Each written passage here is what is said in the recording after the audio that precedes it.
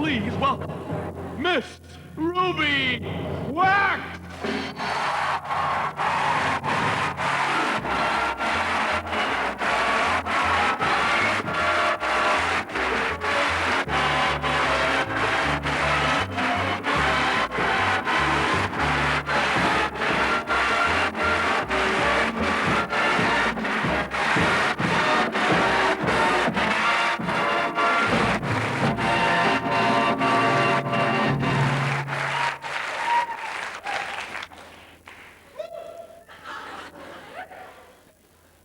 Excuse me, is it too late to go to the toilet? Oh, yes, it is. Well, this is terrible. This is not my fault. This is completely your fault.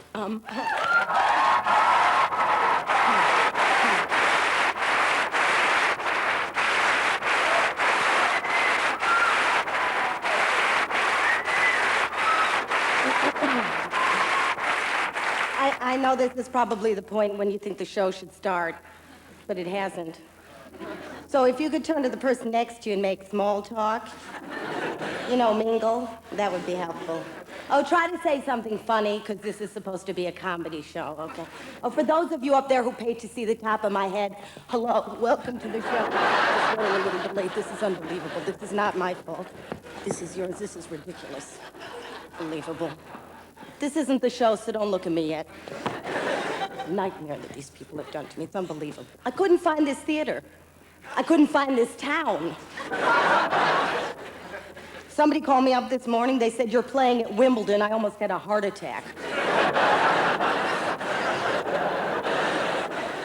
Anyway, eventually, I find my way to the stage door, where I am greeted by something I can only describe as the missing link, who asked me, who am I? I said, do you notice an eerie resemblance between me and the person in the poster? He didn't. I had to buy my own ticket to get in here tonight, and I'm not going in that dressing room. No. No. I mean, it's all red velvet and clean underpants out here, but back there, I'm telling you, a jungle. They probably thought she's only here for one night. Why should we bother cleaning the toilet? I took a Polaroid because I'm suing this theater. Take a look at this and faint. Look at this. What year do you think this last heard a flush? I was perched above this lid, scared something was going to jump up and bite my bottom. Unbelievable. Look at this. Exhibit B. This is the toilet paper they supply me with back there. I'm not kidding. I thought the idea was for it to be absorbent. That you just get this square piece of wax paper that moves it from one side to another.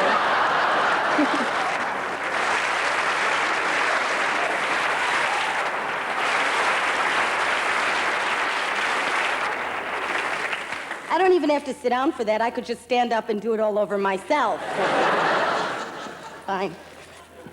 I'll put my makeup on out here. That should be worth how much you pay for your ticket? Some nice artwork on the wall. That should eat up some of the price. I'm not ashamed. You should be. You know who I'm talking about, Mrs. I'm on a tea break for eternity stage management person. I'm making a complaint. That's all. I'm not ashamed of that. I was born to complain. It's in my blood. My first complaint was to my mother during breastfeeding.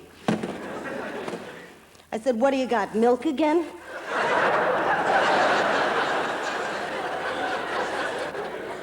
You better buck up, because down the road I can get 31 flavors.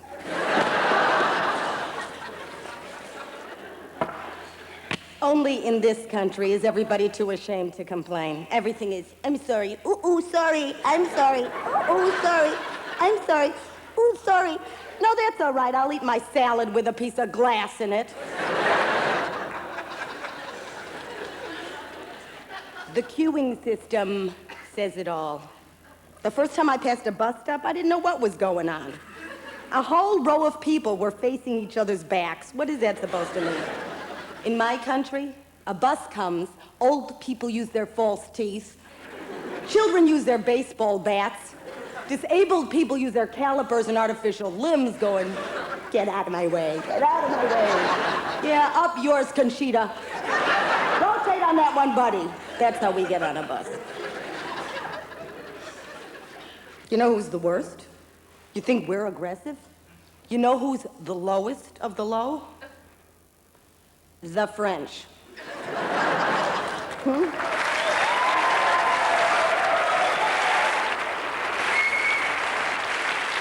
They will swim straight over your head to get where they're going. And if you dare complain, they just give you... It usually follows a statement like, "Excuse me, but your ski pole is in my eye," and they give you...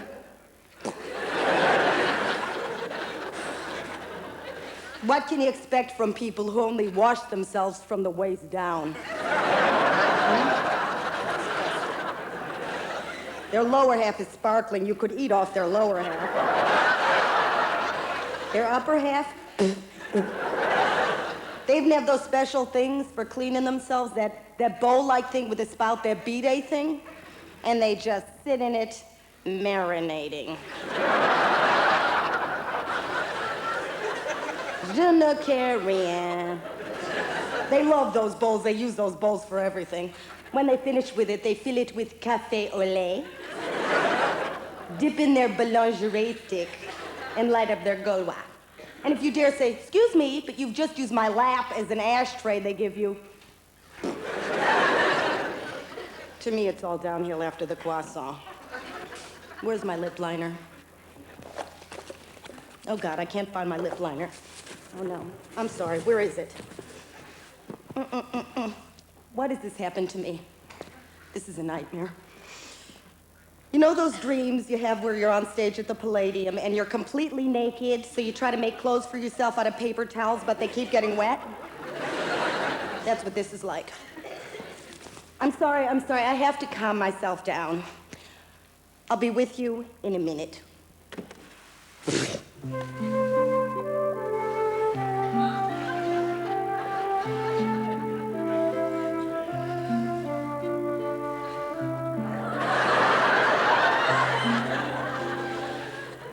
Hello, this is a highly effective program. While you listen, you will be receiving dynamic messages to help improve your life and make it successful. The more often you play this tape, the more effective it becomes. You will now hear the messages. I enjoy things. I am fun to be with. I am cheerful. I am joyous. I am glad. I feel bright. I am hopeful. I am joyful. I am optimistic. I laugh easily. I smile when waking. I look in the mirror many times and smile at myself. I like myself. I feel good about myself.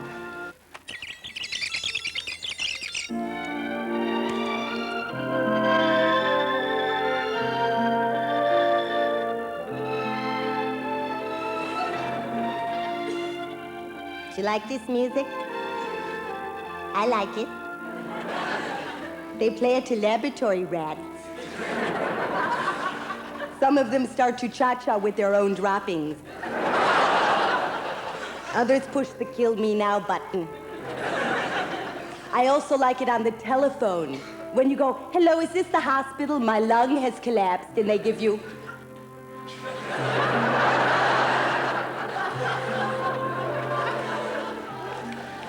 Another place I like it is on the elevator. Sometimes I don't even get off on my floor. I just ride up and down the shaft, soaking in the atmosphere. But my favorite place is on airplanes, when they play it to calm you down.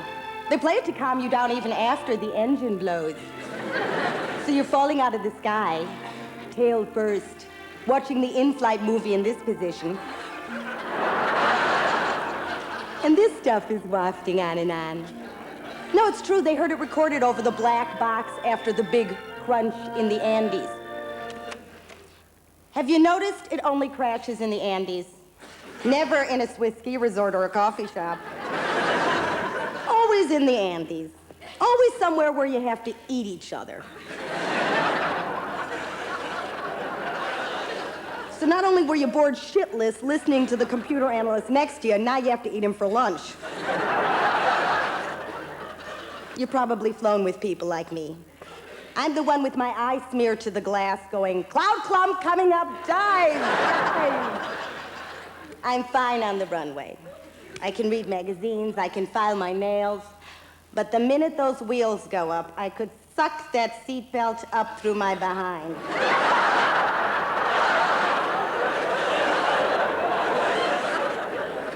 Oh, on British Airways these days, they give you your safety instructions in a short film.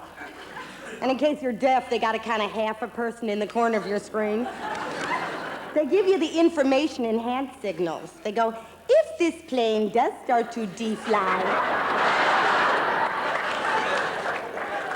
that's airplane speak.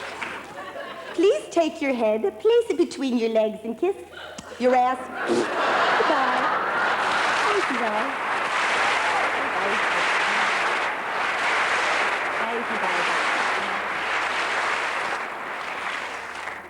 So that's flying and driving out for me. I guess my only option left travel-wise would be by mule. Driving was never my forte. I always said if God didn't want me to talk to the people behind me, he should have put lips on the back of my head. I got banned for driving. It was no big deal. All I did was I stopped some cops and I said, how the fuck do I get off this roundabout? Big deal.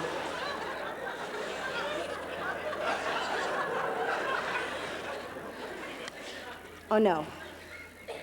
Oh, no, I have a nose hair. Why didn't you tell me? I could have finished this show, I wouldn't have known. I would have told you. Like you, sir, you have a whole clump of them. Here. Use my tweezers.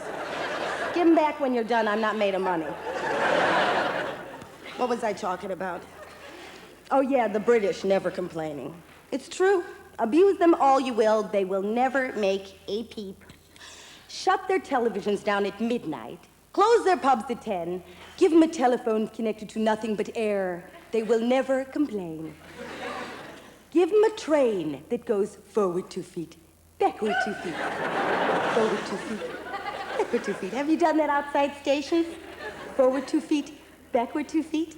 You feel like you're having sex with the landscape. And the food here? I'm sorry. The first time I saw a spotted dick, I almost called the police. What was that thing? What is that?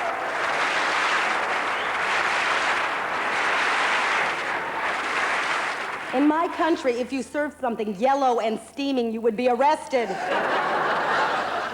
Oh, if you're feeling a little peckish when you leave this theater, what do you think you're going to find that's still open? A hot dog stand? Meaning eating anything that's been hit by a bus within the last 24 hours. Or Chinese places, they're open late. Why should they sleep? They're never awake.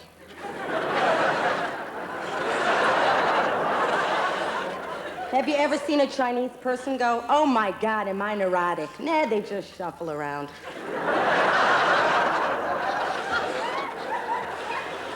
Oh, but if you want a real culinary surprise, you should trot down to the Trocadero Center in Piccadilly Circus.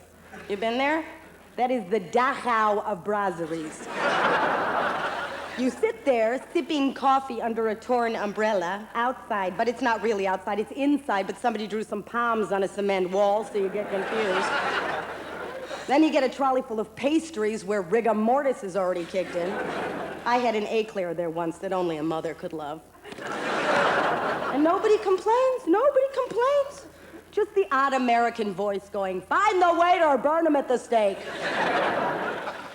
You know my theory on what keeps everybody in line here? What keeps everybody muzzled? The Queen. She makes you feel like Big Mama's watching, but she don't like what she sees. I know. I've seen her inspecting her troops. She just stands there with her lip curled as those hairheads goose-step their way up the mall. She should be leaping with joy with all that attention. She should jump out of that Cinderella coach and go, yo, bird, how's it hanging?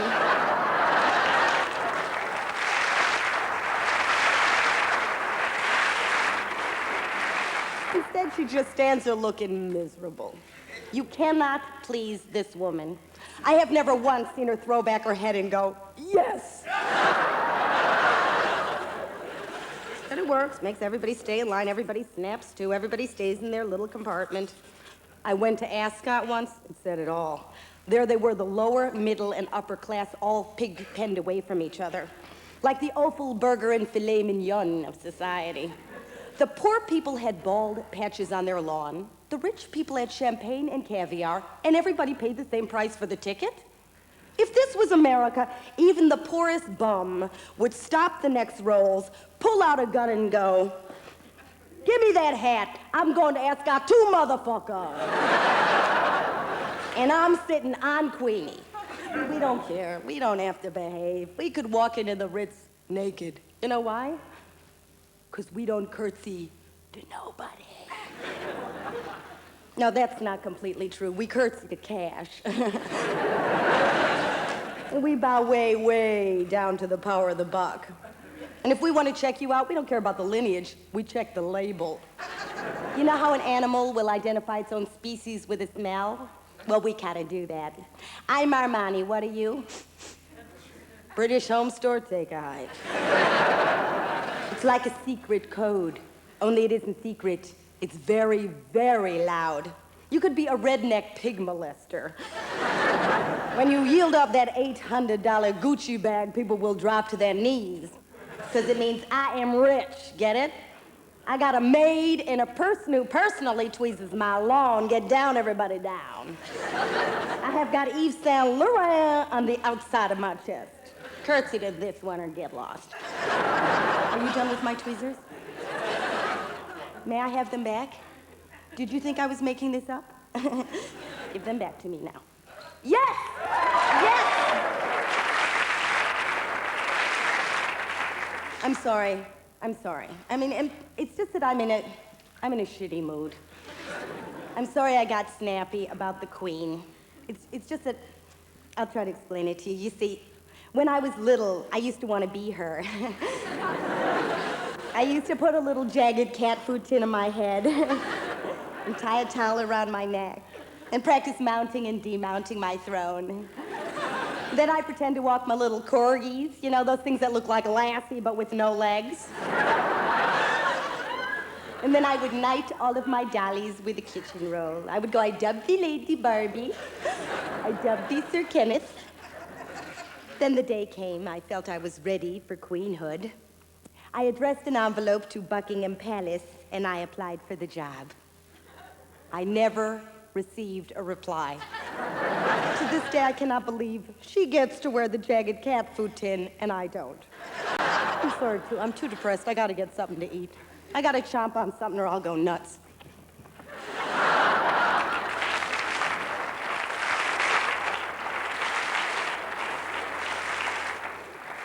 It's okay.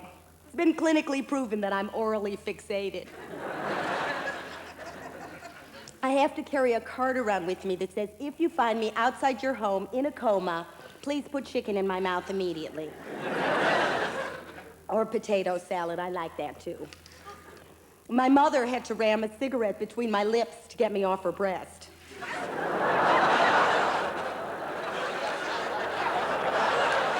No, then gum killed the boy during puberty. Now I mostly need livestock.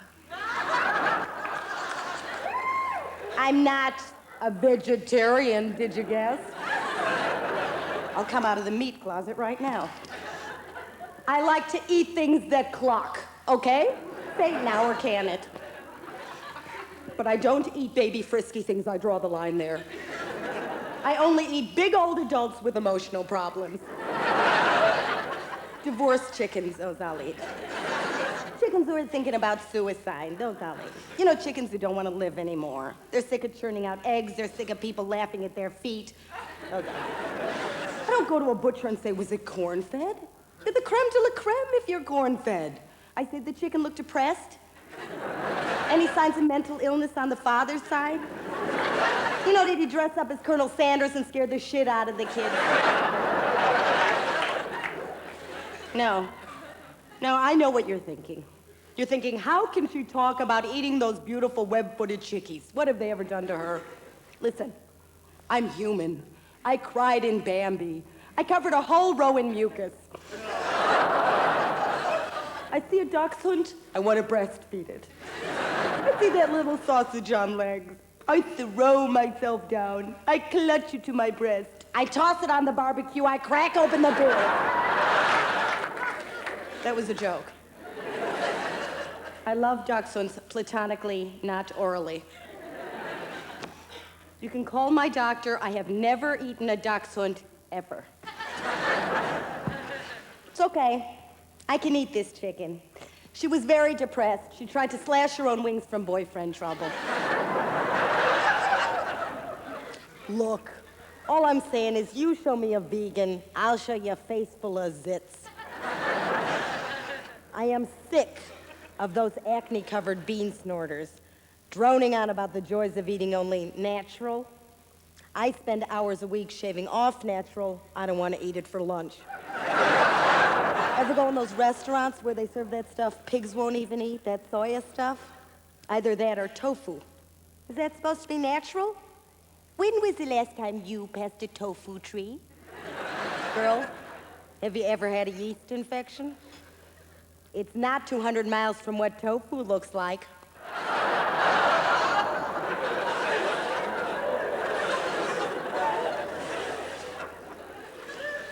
I live around the corner from one of these places.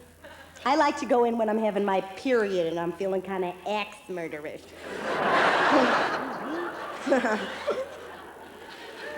Anyway, I go in, and it always smells like the 60s. You know, a kind of combo of incense and feet. Notice that the 60s are coming back? The only trouble is now you have to do it without drugs, and it ain't a pretty sight. Anyway, I go in, and I'm always served by this grinning frizz head with 8 rings in her nose who tells me her name is Gata Vitata.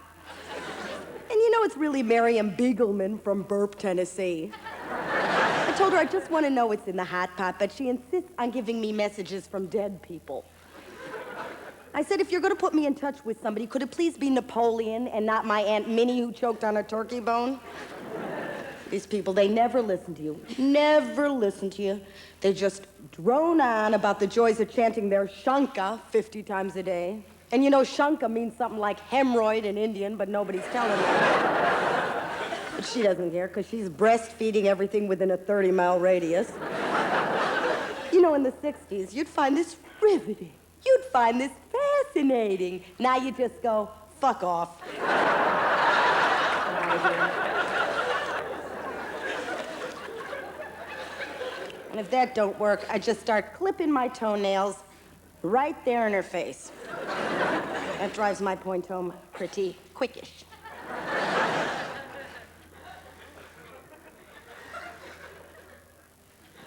I'm always scared somebody will say boo when I'm like this and my face will stick. I went in this health club once. You know, it was like a decor atrocity. Kind of rococo in every crevice. You know, cupids were dropping out of your behind months after you left. Anyway, I went up to this girl behind the juice bar and I said, who decorated this place? She said, I did. I had to go, it's fabulous. I love it. I had to keep my face like this for the next 24 hours. Please give me a swatch. You're a genius decor-wise. Come and decorate my house. Unbelievable. I could feel her thinking this girl could be attractive if she could just unscrunch her face. I was like a hunchback. I had to put my head in an ice bucket. Look what you've done with maroon. It's sensational. Just sensational. It's like this.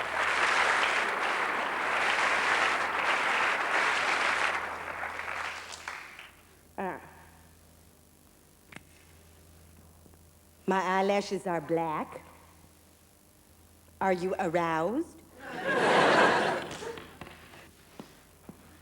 Do you know that the human being is the only species where before sex is possible, the female has got to reach for the mascara? Just as the ovaries shout, get ready, we're having guests.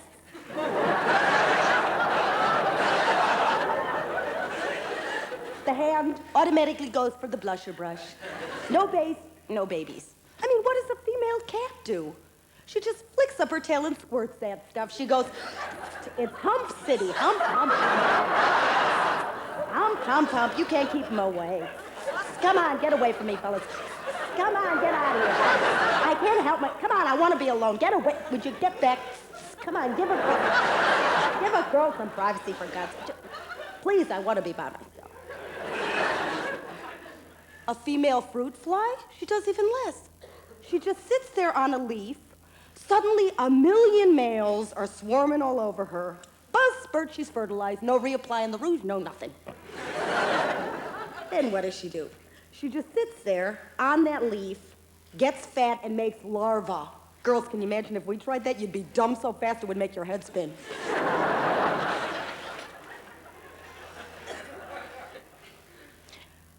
I once heard that the reason we wear red or pink lipstick is because the female baboon has a red or pink circle around her behind area, and that arouses the male. And that is true, and that is a fact. So let's think about that, shall we? So who was it? Was it Elizabeth Arden or Estee Lauder, who was walking in the jungle one day, saw a baboon bent over and thought, I wonder what would happen if I drew a red ring around here. Today, the corpse of Elizabeth Arden was found with a herd of male baboon glued to her facial area.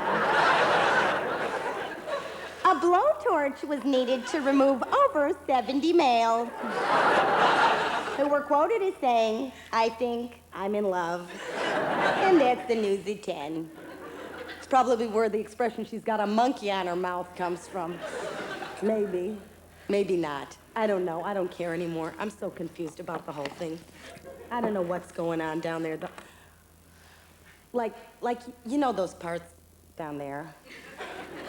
You know those parts that turn pink and change size?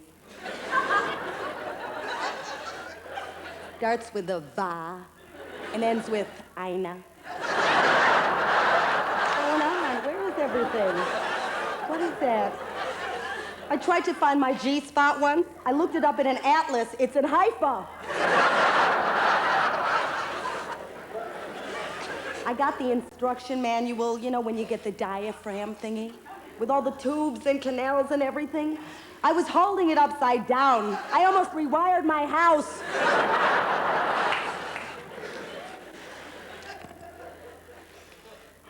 But I must have done something right. Because want to see what came out of me last year? 6 pounds, 13 ounces of screaming fury.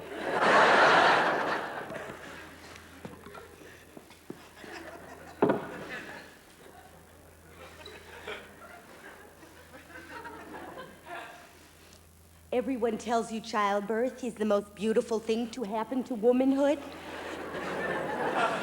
That you truly become one with the earth. Then they give you a book with Jane Seymour on the front. Skipping through some lilies, tossing her afterbirthy to the wind.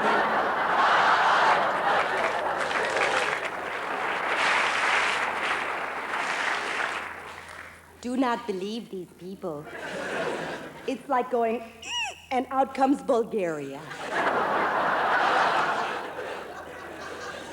Don't believe the drawings either, where you get that curled up Martian-looking thing, and its head delicately getting bigger and bigger in every drawing. These are just drawings. The truth is, there is no room. The facts are, he is ripping your insides to shreds. Your organs end up squished into the roof of your mouth.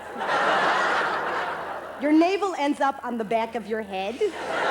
You don't even know where to go to the bathroom from anymore. It could be your wrist for all you know. And here's another question nobody bothers to ask.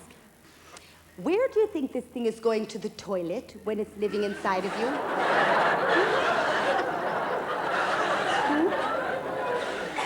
Something is going to the toilet many, many times a day inside of you. Where is it going? I will tell you. It's not going nowhere is where it's going.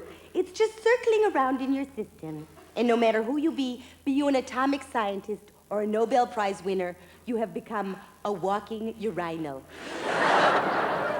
You have been reduced to one of those Portaloos in Piccadilly Circus, but no one is flushing you. And can we discuss pain-wise? To me, delivering a child is like sitting on top of the Eiffel Tower and spinning.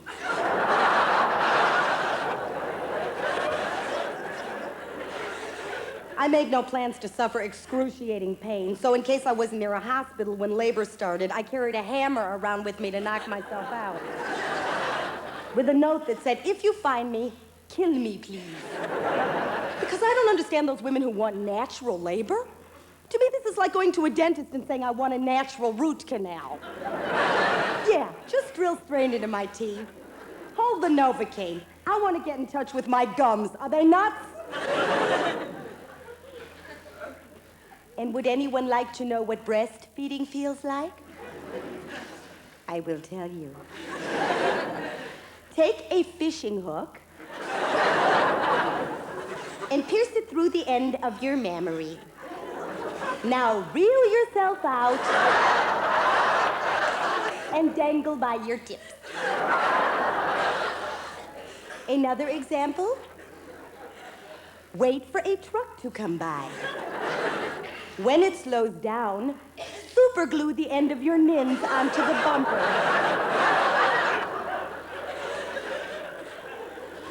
Now shout, giddy up. I don't want to fill you with the full horrors because I don't want to put you off. Only to say that my water's broke in an Indian restaurant on a man who I was sharing my bench with. I just looked at him and went, surf's up, and he passed out.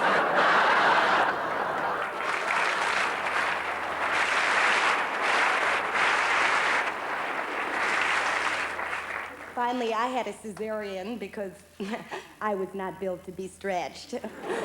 So to all those women doing their postnatal exercises to tighten everything up, now stretched to the size of Philadelphia, I smirk at you. I remain almost a virgin. And luckily, I can still do my toss the ping pong ball act.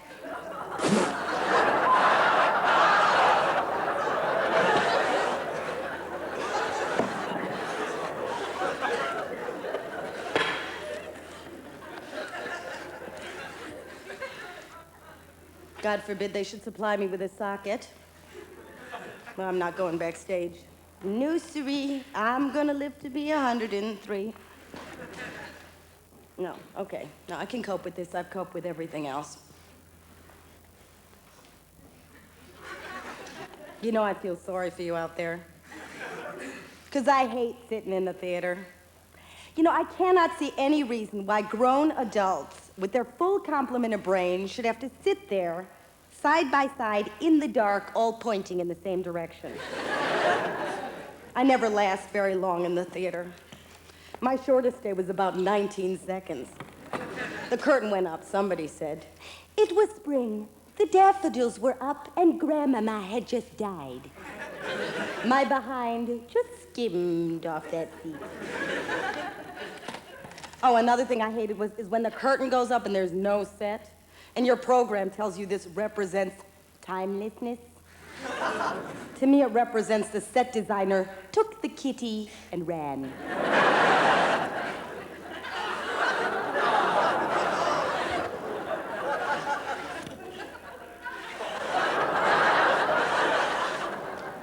Oh, another quick exit for me is musicals about poor people.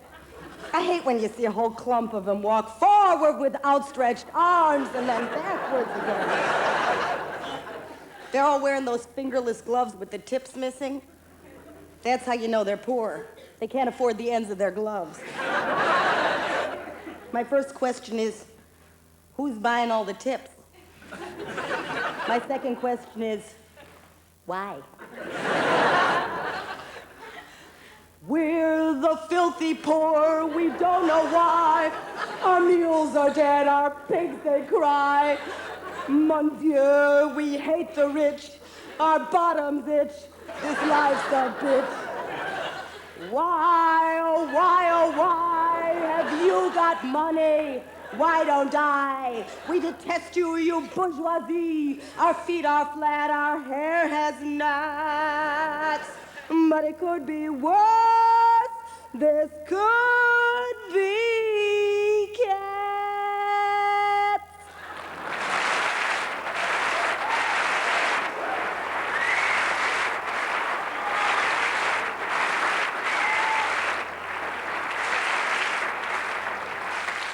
Could somebody tell me, are these in or out? I'm in a constant state of halt till I find out. If they're out, is anybody interested in about 500 tons of foam rubber? I can never handle these. They just float around my body out of control. So some days I come home, I have a hunchback and one breast.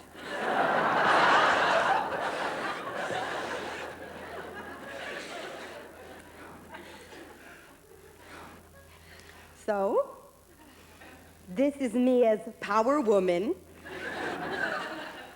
I just figured out what power dressing is, and apparently the goddamn era's over. Can't believe it, I'm always a decade behind. Fashion-wise, I have always missed the boat. You should have seen me when I got to England 15 years ago. I was wearing bell-bottoms, a coat made of goat. You remember those? If it rained outside, you smelled like a farm decomposing. My hair burnt to a crisp from ironing it straight. I had to ram a lot of flowers on my head to cover the bald patches. They probably thought all Americans looked like me, because I was the only one in sight. Really, I was the only American here. I was unique. I used to be congratulated on going to the moon and blamed for Vietnam. You can look at my passport. I've been to neither of these places. No, don't help me. You've done too much already. That's what happens when you have sex with your cousin.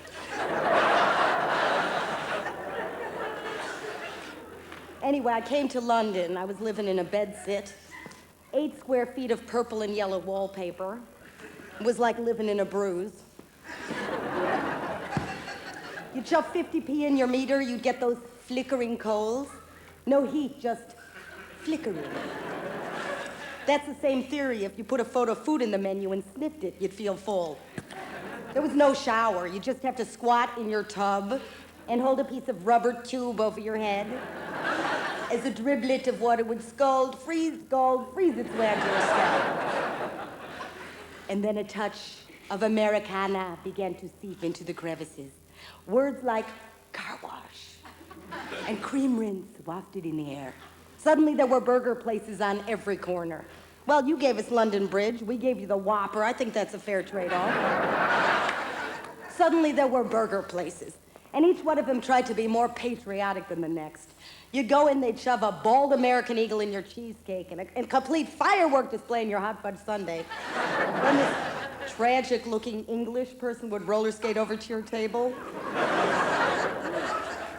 trying to have the pert, zippy glow of the American. You know that look where it looks like you just douched with a Perrier? Out of there, folks. Can we help you? You know that look? You know that look where the lips are hoiked backwards over the head so you're looking at a smile of wall-to-wall teeth? But they were English. They couldn't pull it off. They just go, sorry, the food's not very good here, and fall over. But it didn't matter, because then we brought you the mall. And that was the end of British culture as we know it. Suddenly every major town got a hefty case of Galleria. Whole neighborhoods were torn down to make into salad bars. 1,001 shops full of pre-breathed air filled with those gift accessories of the 90s. You know those things like those dancing Coca-Cola tins? You know those items you keep giving away and getting, giving away and getting? And then we opened our bowels and we really let rip. We gave you game shows. Happy hour, herpes. Nose jobs, Ninja Turtles, butt suction, and coffee enemas. No, don't thank me, it was nothing. And then you could say, go for it, without flinching. And suddenly everybody wanted to be a winner. I know. I could see it in your television commercials. They're the same as ours now. You know those commercials that go, it's the one, it's so fun, you'll look good with a gun, take my mother, just give me a Coke. You know those commercials? You know those ads? You know those commercials? You know those ones? They make you want to come in first. They make you want to kill any bits in your way. They make you want to crush skull. They make you want to eat live pig. Running man breaks tape. Yo, man takes first step on moon. Yo, man makes killer deal on stock market. Yo, all because he drinks a Coca-Cola. God forbid he should come in second and try and stick this stuff in his mouth. It would catapult itself straight out of the top of his head. It would say, I'm in the mouth of what does this man do? He's a garbage collector. I'm out of here. But you see, as Americans, we needed that go-for-it spirit when we built our lands. We needed that aggression when we came to our shores in those ridiculous costumes with the buckles on our hats. We needed it to conquer a country full of wild turkeys and people whose only vocabulary was ugh. Then we moved across that country like an army of termites. A teeny weeny army of termites carrying itsy bitsy Gucci accessories. And then we put up that Statue of Liberty with a head full of pigeon pea and a bowl full of tourists. And we opened our arms to the people of the world.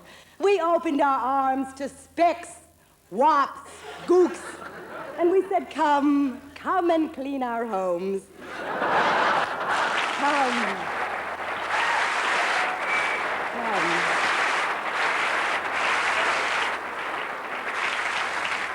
Come and mow our lawn.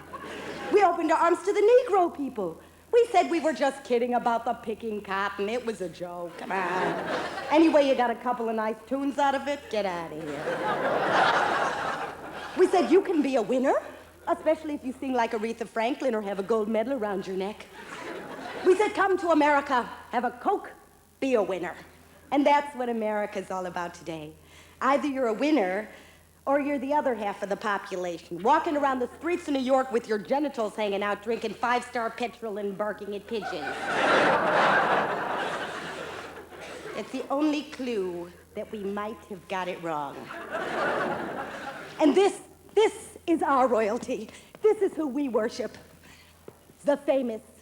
If you've got fame, you can get away with anything. If you are Paul Newman, they will stick you on the front of the salad dressing and everybody will eat it. Even if it's got cyanide in it, they'll eat it. They don't care. Americans can now taste fame. They can smell like fame. They can even deodorize with fame. Hello.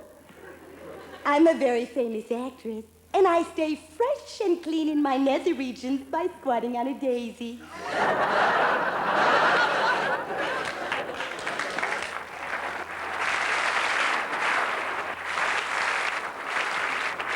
I love when famous people endorse things. Like who's that guy in Bonanza? What's his name? Lauren Green. He goes on TV, he says you must use a certain hemorrhoid cream. He should know he's been riding the same horse for 50 years. Oh. Now the latest thing is famous people are backing meaningful causes. So after a gut-wrenching argument with their agent about why there's no sauna in the limo, somehow to hold up a crippled cat makes them feel normal again. That was terrible. It's terrible what I just said. I'm sorry. Oh, because they're doing wonderful things. They're doing wonderful, wonderful things, these people. I mean, Sting is at this very moment in the jungles of South America gluing all the bark back onto the tree. Wonderful thing. Wonderful. And Cher, God bless her, is scraping all the moisturizer off her face to give back to whales everywhere. Beautiful thing, beautiful. And I personally saw Ally McGraw do a very beautiful thing at the Mandela concert.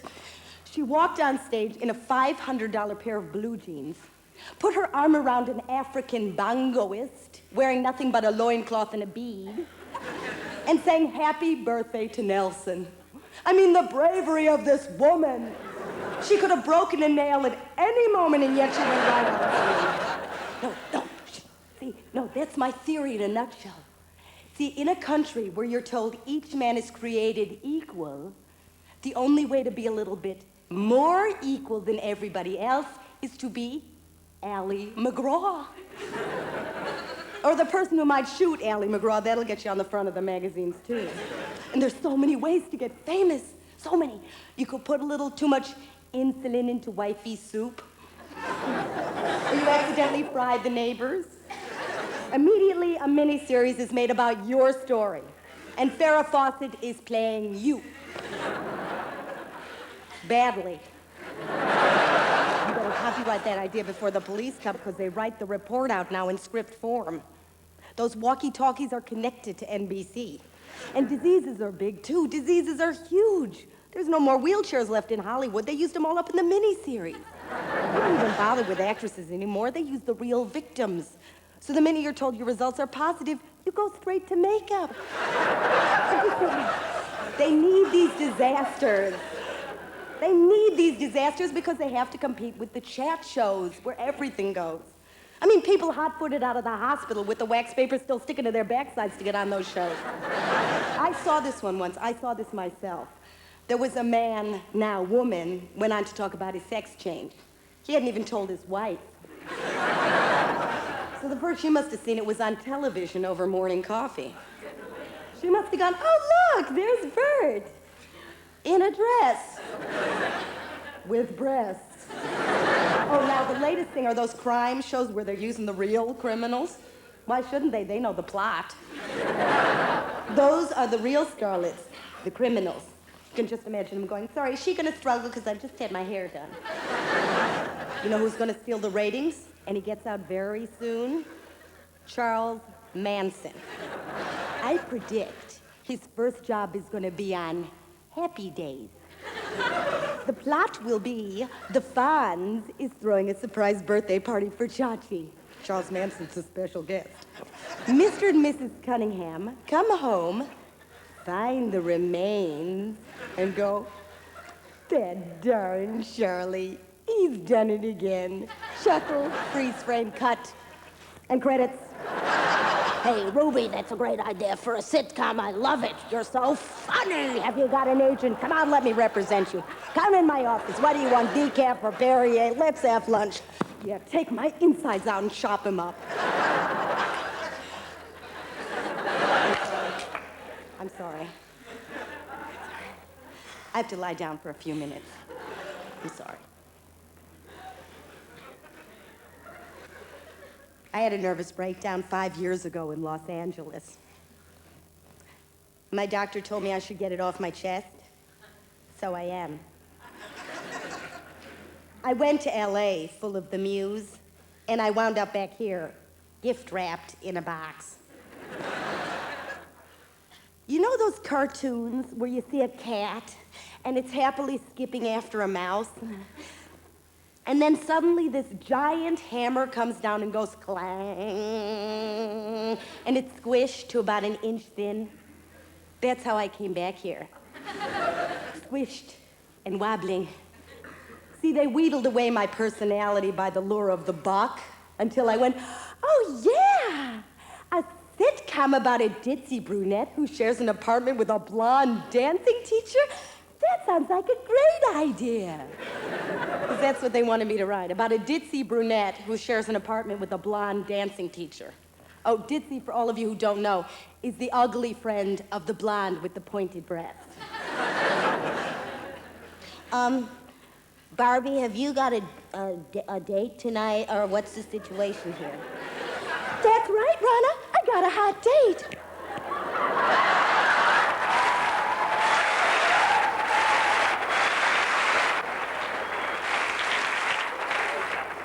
That cute guy next door? The one with the really tight buns? I'm so excited. I hope he doesn't try and kiss me on the first date.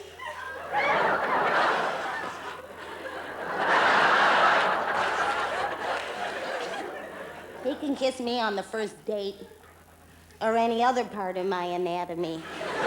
Rana, honey, sweetie, you shouldn't talk like that, sweetheart. Don't worry. Someday, you'll meet Mr. Right. I'm not looking for Mr. Right. I'm looking for Mr. Right now. What do you think? You think we'll go dancing in the moonlight? Or just walk along the beach? Rana, honey, how do I look? You look like me when I was 4 years old. Ding! Ah, that's him! I'm so excited. Listen, sweetie, don't wait up, and honey, don't worry. Someday your prince will come. Yeah, sure. The only way I'm gonna get tongue around here is in my TV dinner.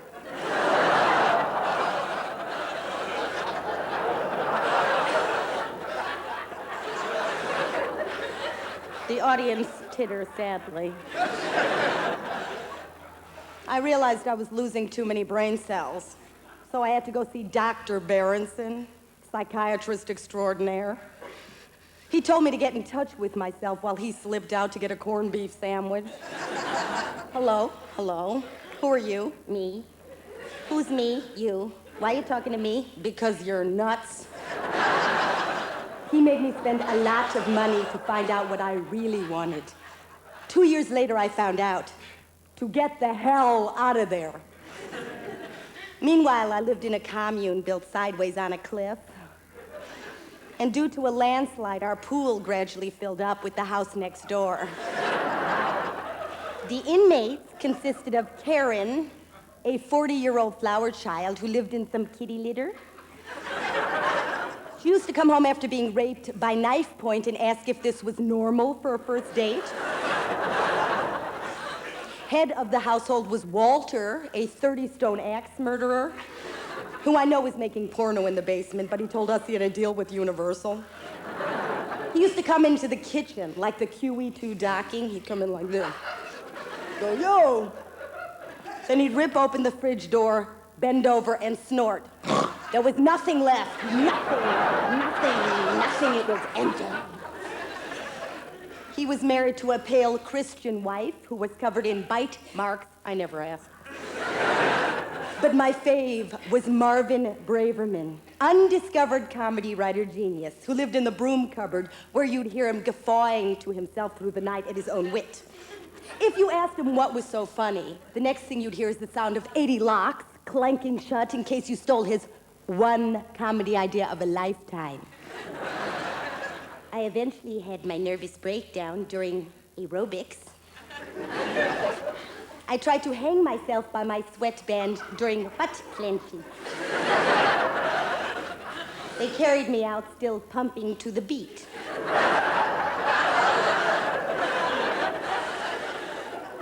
Sobbing to Donna Summers.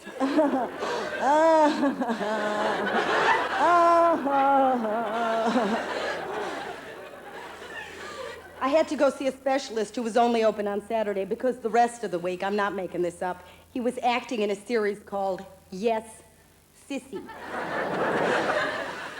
He couldn't name my disease, but the symptoms were I turned the color of Gouda cheese and started to think Love Boat was an excellent show.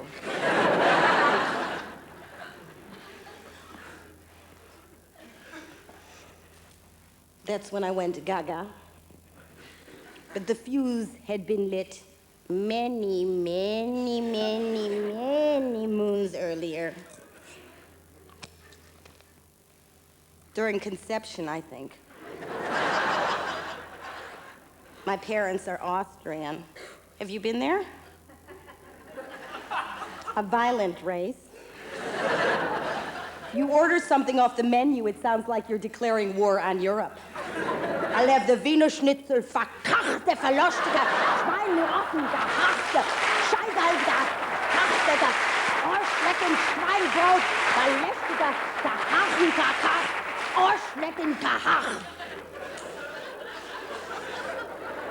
People come out of the kitchen with their hands up. I know in this country you read little bedtime stories about Pooh Bear and Mrs. Tiggly Wigglepinkle. Cute things. I was read German fairy tales about Mrs. Rotzkopf, translated meaning snothead. She had a beard, a wart, and ate her children. Do you get my point? I went to Austria once, to the Alps, on the Julie Andrews tour.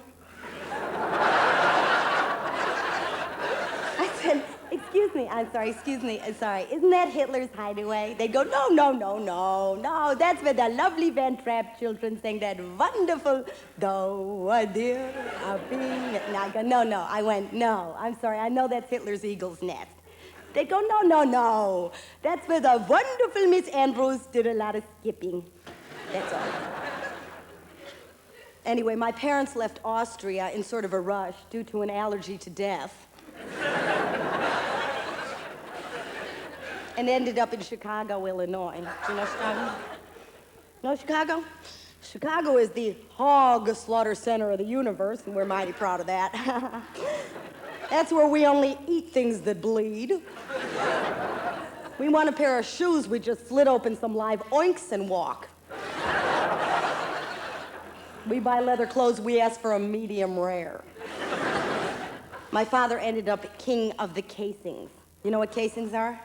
Casings are that layer of skin on the hot dog that keeps the outside out and the inside in. Otherwise, it would be mush. I won't tell you what it's made out of, but sheep, pigs, and cows are not safe around my father. He is the Saddam Hussein of the weenie world. Just to say, by the time I was born, he made enough money selling this stuff to get us the big house on the lake. And since that time, nothing, but nothing has changed. Because to preserve that moment in time, my mother has covered everything in plastic. Everything. The walls, the floors, the lamps, everything. So if it's hot outside, you could find yourself leaving with the sofa stuck to the back of your car. My mother has that disease where she can't stop cleaning. So she sits at the head of the table clutching 2 sponges which have now grown permanently into both hands.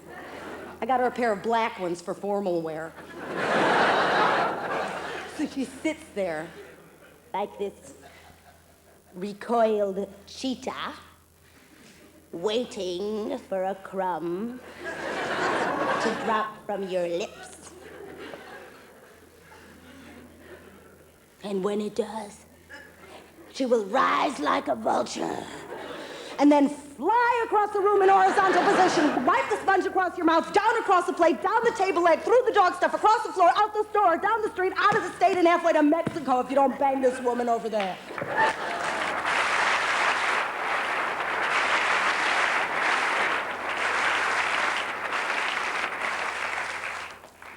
The only one who gets away with making a mess is my dog, Lumpy. Him and me are fighting it out for the inheritance. I think he's ahead.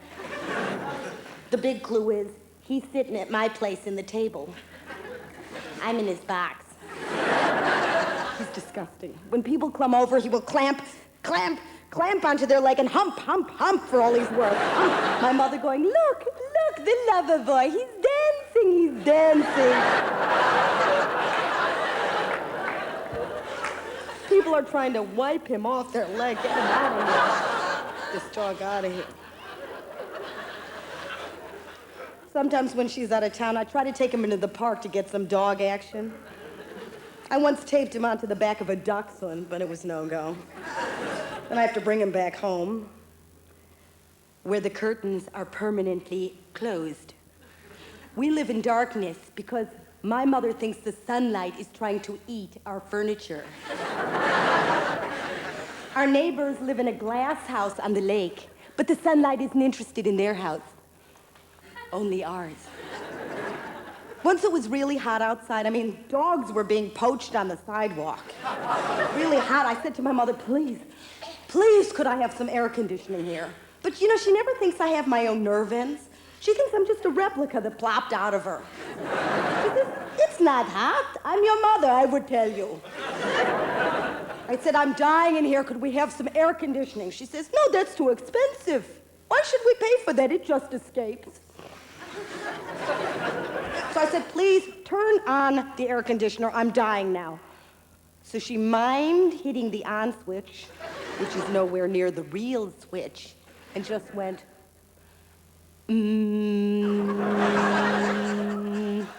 I'm not making that up. Vi nur du allein glücklich One Friday does sein. Hoch, ich ja koche.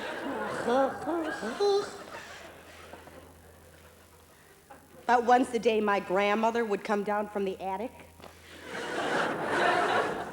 wearing those large pink old person underpants around her ankles. If she liked you, she would hand you her false teeth. Which is nice. It's like handing you a smile. I used to find her in the empty bathtub, completely naked. I would say, Omi, what are you doing? She'd go, fishing. Then the front doorbell would ring. She'd answer the fridge.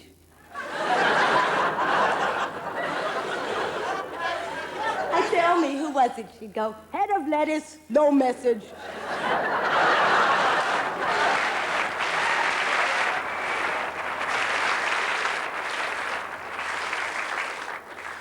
Sitting slightly under the table on her stool was our maid, Gita.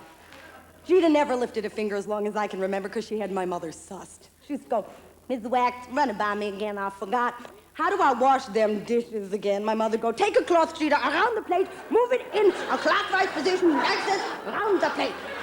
She'd move into the kitchen going, Ms. Wax, I don't know, it slipped my mind again. Would you just run it by me? Because I know it's important. Ms. Wax, just tell me, how do I wash that floor again? My mother goes, Gita, take a cloth into the corners and push. Gita just stand there with a cigarette dangling out of her mouth thinking, that honky sucker.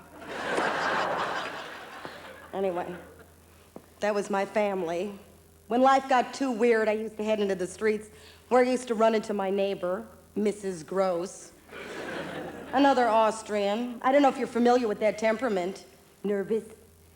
Her hair was on antidepressants. I'm talking wired. I'd go innocently, Mrs. Gross, how's it going? She'd be dragging her dog Trixie around behind her. This dog was stiff. He'd been dead for 8 months, she didn't know it.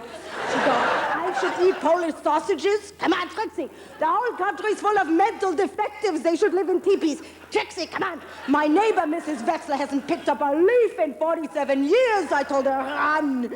Run with the hyenas. And then she'd rev up and skid out of there.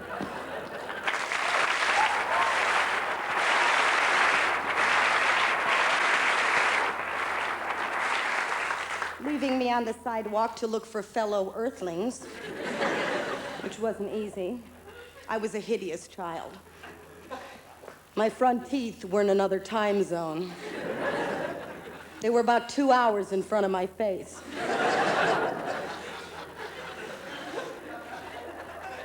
Luckily, I made friends with a girl who was almost as unattractive as I was. We formed a horse club and bought a bridle together.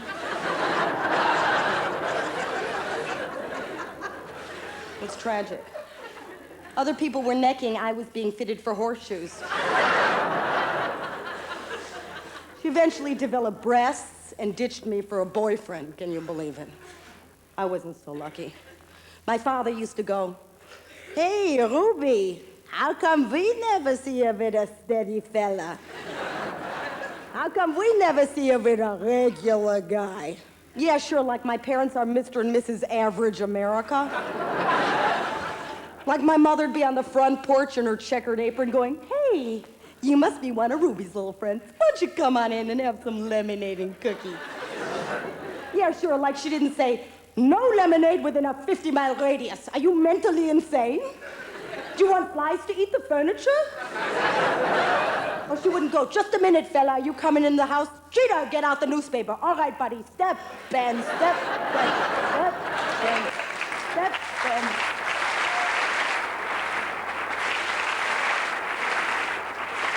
Just a minute, fella, you sitting on that sofa? Cheetah, lower the rubber sheets. Or she wouldn't go, what is that on your front? Oh, it's your face. Or my father wouldn't go, so, you're taking a Ruby out on a date, huh? How you gonna get her behind in the car?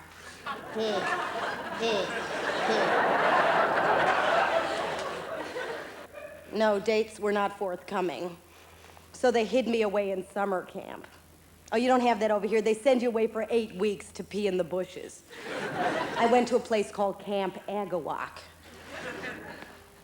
But just to spite them, ha ha ha, I loved it. I loved it. I loved it. I loved it. I loved it. You take a handful of girls who may be strangers at first, and then their friendships will burst into a joyous event of all the friends that we've met. In summer when we all meet, in spite of coldness or heat, we share the joys and the tears, and the memories last through the years. Agawak will stay in our heart. I loved it, I loved it, I loved it. I loved it. I loved it. And there I learned everything a young girl should know. How to load a rifle, tossing a javelin, and working in leather goods. Every morning we had to line up in order of our father's income. And then we were divided into these teams, you know, like red, blue, green, yellow, so we could learn color discrimination at a really young age. And then we'd sing these like war chants, you know, like Ishki, pishki, kick him in the kishki, hocus pocus, try and choke us, yay, blues. And then you'd build yourself to a frenzy and go in there and play miniature golf. And we were taught if we were losing not to be afraid to use a handgun. But it was great, great. Because there we learned the spirit of competition, which I don't think is such a bad thing. Because, I mean, without it, we'd still be on all fours munching ferns. But luckily, one of those apes got up and said, "My corns are killing me. I'm getting on 2 legs." And another ape saw that and said, "Wait a minute. Bertha's on 2 legs. I'm getting up too, goddammit." And then another one stood up, and another one, and another one, and another one, and man evolved and evolved and evolved all the way up to Perry Como. What was I talking about? Oh, yeah, camp. Well, I would have gone for the rest of my life, but eventually I was told I was too large to be a camper. So my parents hoiked me over to Miami Beach, which is where they live in the winter. My father started to husband hunt for me in a desperate way. I guess he got scared he'd be lumbered with the leftovers. Though what he thought he was going to find there, God knows. I mean, everybody's a corpse. Have you been to Florida? Everybody sits around the pool waiting to eat lunch or die. A little history of Florida here for all you history buffs. Okay. This is a map of America. There's the West Coast, there's LA where I had my nervous breakdown, there's Canada where Americans park their cars, there's a river, there's a stream, there's New York, start spreading the news, there's Illinois where my mother's hoovered the entire state, and this protrusion is Florida. Florida was discovered by Ponce de Leon. When he arrived, he was greeted by some Indians whose idea of hello was an arrow in the head. The Indians didn't want to give away Florida for the price of a taco. So after 200 years of negotiations, they decided to be exterminated. Ponce, by the way, originally went there to discover the Fountain of Youth. Today, millions of old people go there and just get older and older. Ironic, isn't it? The main sport there is eating. So they just sit around the poolside going, "What'd you eat? Was it hot? Was it cold? Was it a thin sauce or a salty sauce? What did you have? I had a baked potato. It was delicious. What did you have? Chicken a la king. Terrible. I sent it back to the waiter. I said, what kind of garbage are you giving me here? Pooey. I had a pickle. It was delicious. I can recommend this highly. Anyway, which orifice did you use to stick it in? Did a waitress come and shovel it in with a fork? Did you snort it in your nose? Did you blow it out? Did a helicopter come and lower it onto your head? Then they will sink to the bottom of the pool. About an hour later, a bubble will rise up, followed by them. And wherever you are in the pool, these people will swim straight over you. They're exercising now. They're feeling good.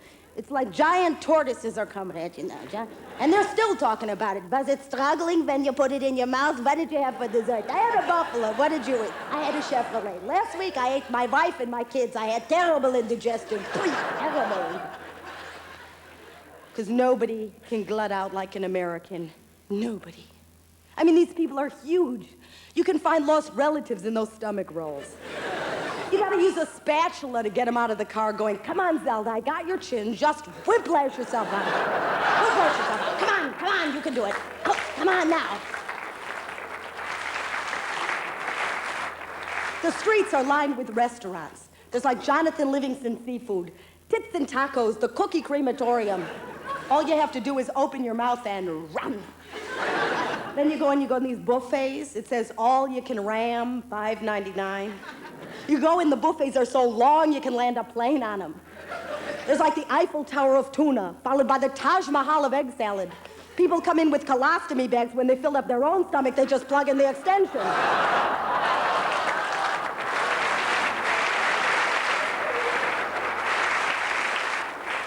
And they use the jewelry as weapons to get at the food. The jewelry is weaponry going, give me the salami, get me to the bologna, gimme.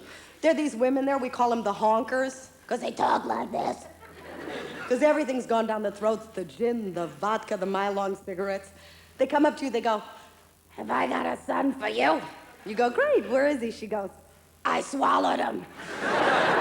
oh, the other big sport is sitting around the pool and frying yourself till you can pass as a handbag.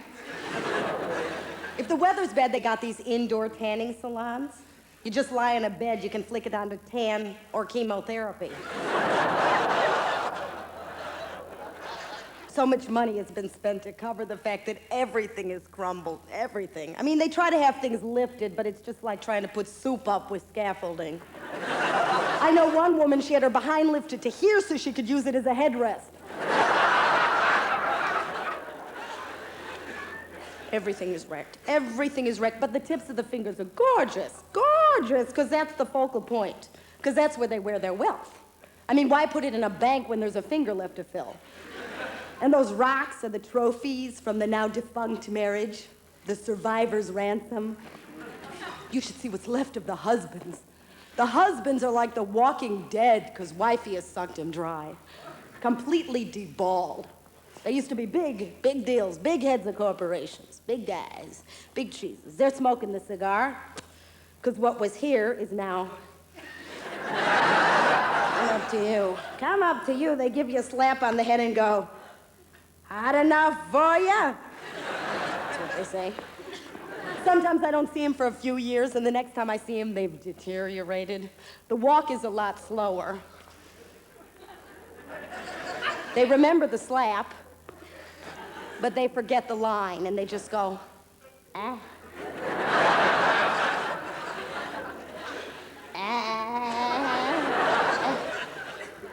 My father sees this, and he says, Ruby, go to the beach, make friends, Ruby, make friends.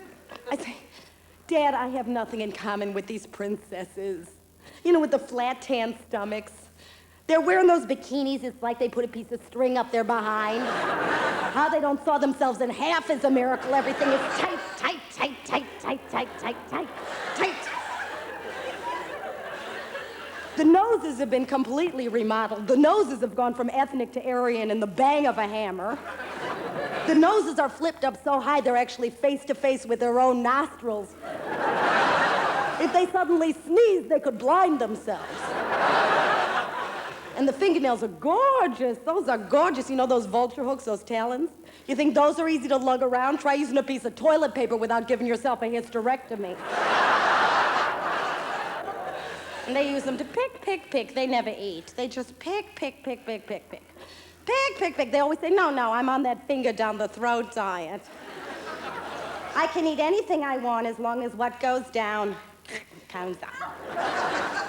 And I come down to the beach, you know, they can smell I'm not of their species, because I'm wearing this blue terry cloth robe that I had since I was 11 and my dog chewed up. And these flip-flops that my mother got free at a gas station. And my mother says, that's cute, Ruby. You look cute. And I'm getting like creepier and creepier with every step. And then I see them and I go, hi, everybody. My name's Ruby. What's happening? And they come toward me. They're doing the Miami shuffle. The behind out, the hands broken at the wrists from the weight of the rocks. This is the Miami shuffle. This is the Miami shuffle when they get old, when Mr. Gravity has been very cruel. But this is it when they're young. Everything is pert, pert, pert, pert, pert, pert, pert. Pert, pert, pert. And they're coming toward me. They're going, hi, Shelley. Hi, Gigi. Hi, Renee. Then they see me and they go, oh, hi. Like I'm something that died on the bottom of their shoe. So I try to be funny, so that maybe they'll like me or maybe I could pick up one of the boys. But they just give me, I'm sorry. Is that supposed to be funny? I don't get it. That just sounds really weird. So I try to get funnier and funnier because how else is a small, flat-chested woman supposed to get some attention around here? But the men aren't interested in a funny woman. They're interested in a blowjob, but I don't find that out for 3 more decades. But I think someday, I'm gonna get famous, and I'm gonna have the last laugh. I work my whole life to become well known so that I can go like this to all of these people. See, my whole career has been an act of revenge. So that one day I would have a one-woman show. I would ram the theater full of all of these assholes, and then I'd bring out the machine guns. So in the front row, I would have the Miami bitches. And in the second row, I would have Jody Smith, who I gave 50 cents to. I gave her 50 cents to be my friend. She never spoke to me again, and she kept the money. In the fourth row, I would have Ken Kravitz and Mac Albus, who hung me upside down on the jungle gym and pulled down my underpants. In the seventh row, I would like to welcome the entire Gus Giordano dance studio. A room full of girls going flick, kick, turn, arms, thrust, thrust. They were age 7. I'm in the back of the class going, point the toes, hide the breasts, hide the lower half, try to swallow yourself in your own buttocks. My mother would rip open the door and go, get your finger out of your nose and dance. In the 11th row, I would have Mrs. Wetzler, my piano teacher who made me play Fur Elise for 12 years with no pedal. Other kids started at the same time I did. We were all going horse, horse, horse. Goes nay, nay, nay, nay, nay, nay, goes horse, horse, horse. They ended up playing Tchaikovsky with a cigarette coming out of their ear. I'm still playing Fur Elise. I'm gonna kill that woman. In the 15th row, I'm gonna have Tommy Banks, who I necked with at the high school dance. He said he'd come over later that night. He never did. I started smoking that night. In the 17th row, I'm gonna have Nancy Friedman, who stole the high school hero away from me. I almost nabbed him, but she offered him nookie, and I could not compete. He's on high doses of Valium now, so I almost forgive her. And in the back row, we would have Dr. Berenson, psychiatrist extraordinaire. Look who's eating the corned beef sandwiches now. Because boy, am I gonna have the last laugh.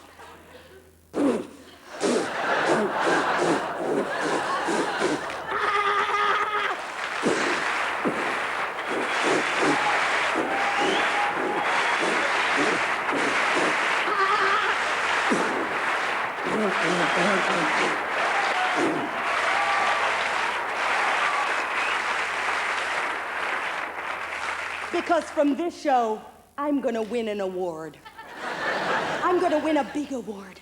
I've already written my acceptance speech when they hand me that grinning bronze head on a stick. I've studied Sally Fields and Bambi. I know how to tug at the heartstrings of Joe Public. Okay, this is it. This is what you bought your tickets for. This is what the whole evening has been about. This is what the evening has been waiting for. The whole thing, you're gonna love me when you see this. Love me, love me, love me. You're gonna love me. You're gonna be crying your eyes out. Sob, sob. You're gonna be wringing out your Kleenex. They're gonna beg me to come back to LA. Beg me! They're gonna say, Ruby, you can write about anything you want. You can write about 16 ditzes and one blonde. 150,000 blondes and one ditz. You can even burn that blonde at the stake. But I'm gonna say, oh, no, no, no. No, no, no, no, no, no. I'm having my sculpture done by Madame Tussauds so you can kiss my ass. Cue.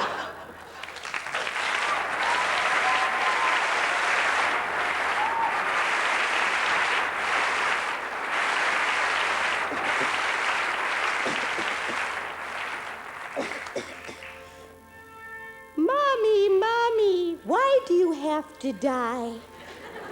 Because I do, little Johnny. But don't worry. God will be there to wipe your nose. I'll be in heaven, where I hear the food is very, very good. Come here, little Johnny, and give Mommy a kiss.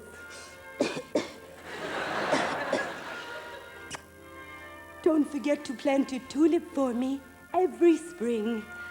A red one, the color of my lipstick. Baboon's bottom. Ruffles, ruffles, woof, woof, woof, woof. Down, big fella, down. Woof, woof, woof, woof, woof, woof. Woof, don't be so upset. There'll be somebody there who'll love you as much as I, and who'll pick up your doggy stuff with a smile on their face.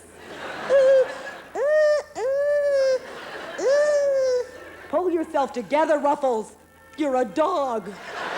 When you're as old as I am, you'll be long dead. Honey, flowers, thank you, thank you, thank you. Oh, you shouldn't have. My God, Ruby, you're beautiful. Just like the day I first met you. That's because I'm seeing an angel. And a light. And I hear harps and flutes. And oh, look, there's a big party with thousands of people here to greet me. There's Napoleon Bonaparte. Charmant. Et vous? And there's Sammy Davis Jr. Sammy! And there's my Aunt Minnie who choked on a turkey bone. We turned you upside down, Minnie. I had my hand halfway down your gullet, for God's sake. Oh, shut up. Thank you. Thank you all for being here tonight. You know, my doctor said I was too ill to do this show. That the show would probably kill me. But I said, so what?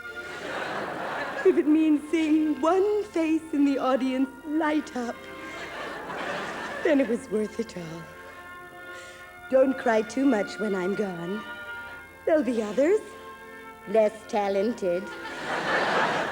Be kind to them.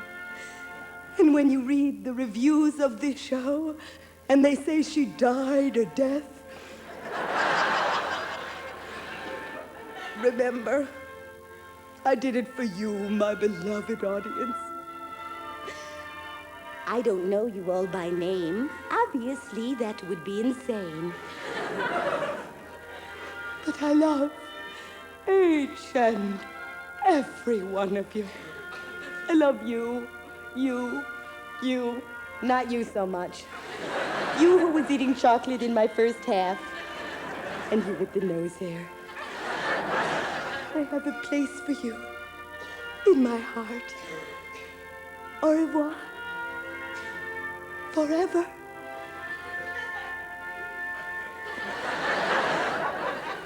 I can feel myself fading.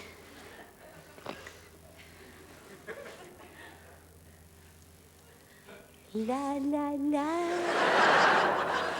La la la.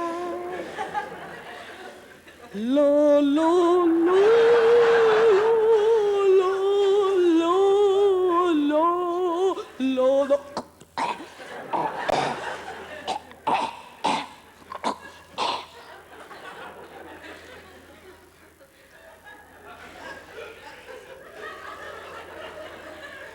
turn that fucking light off.